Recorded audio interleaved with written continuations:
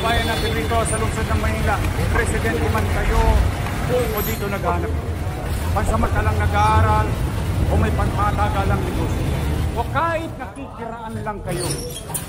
Ito po ang mensahe ko sa inyo.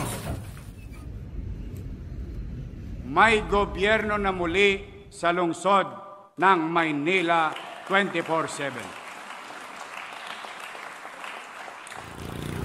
Ibabalik natin ang isang gobyernong matino at may puso. Ibabalik natin ang maaliwalas at panatag na pamumuhay para sa mamamayan. Ang hinihiling ko lang, disiplina, kalang sa tuntunin ng lungsod. Di ba kami